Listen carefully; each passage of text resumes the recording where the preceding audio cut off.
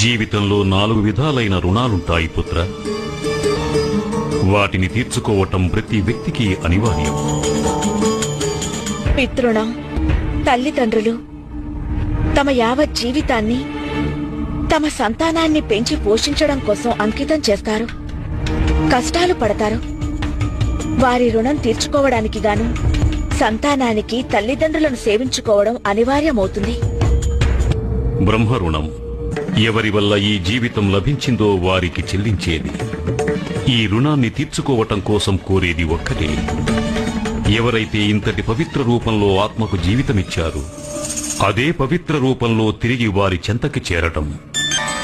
దేవరుణం దేవతలందరికీ చెల్లించేది. వారి యొక్క ఆశీర్వాదాలతో అందరి జీవితాలకు పాలనా పోషణ లభించగలదు. వారి యొక్క రుణాన్ని తీర్చుకోవడానికి గాను మనం చెయ్యవలసినదొక్కటే. మనం మన అవసరాలకు మించి ఎంత మాత్రమూ కూడబెట్టకూడదు.